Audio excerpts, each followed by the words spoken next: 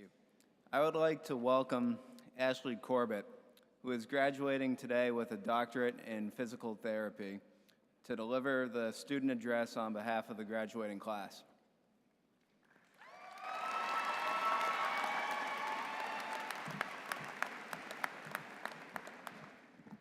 Thank you.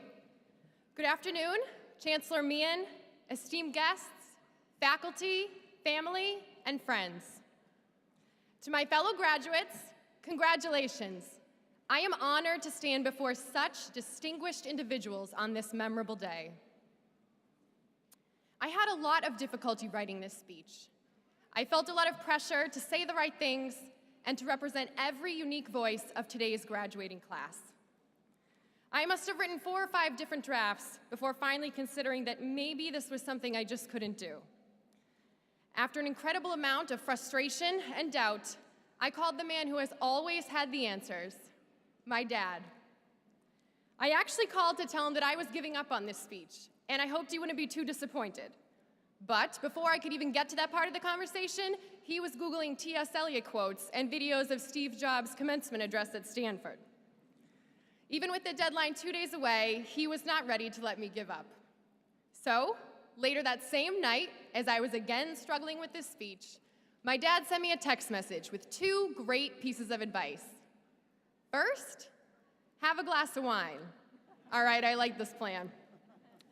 And second, tell your story.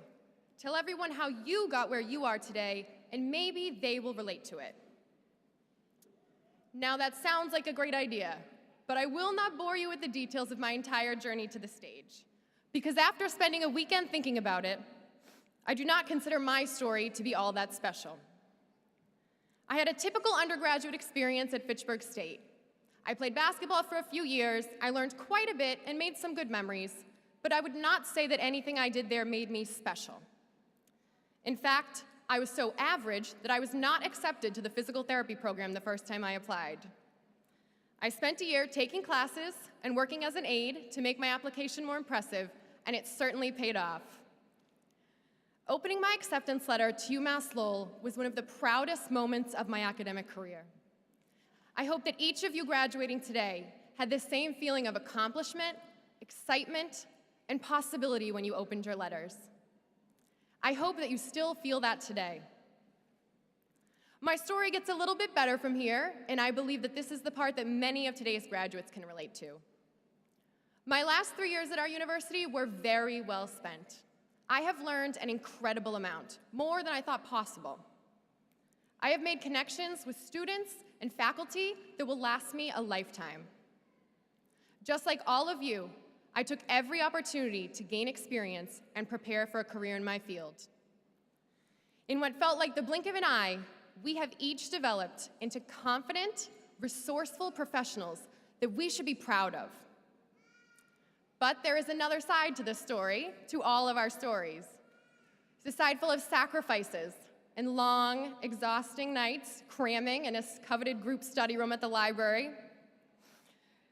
Side full of caffeine, anxiety, deadlines, meetings, and exam after exam after exam. Pep talks from our peers, empty bank accounts, last-minute papers that you swore were the worst thing you'd ever written, and the constant wondering, why am I doing this? Thankfully, that is all behind us now.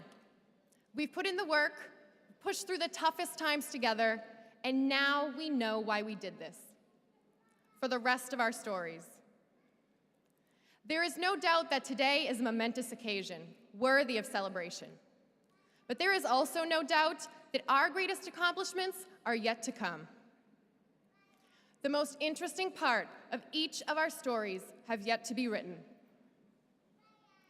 We did not pursue our degrees just to hang them on our walls and to stop there. We sought out these skills and this knowledge so that we would be prepared to do something with it. To make a difference, to build something great, to change somebody else's life, or even to change the world. So my fellow graduates, before you leave here today and begin celebrating with your loved ones, let me offer you 2 simple pieces of advice inspired by the greatest man that I will ever know. First, have a glass of wine. And then keep writing your story. Thank you.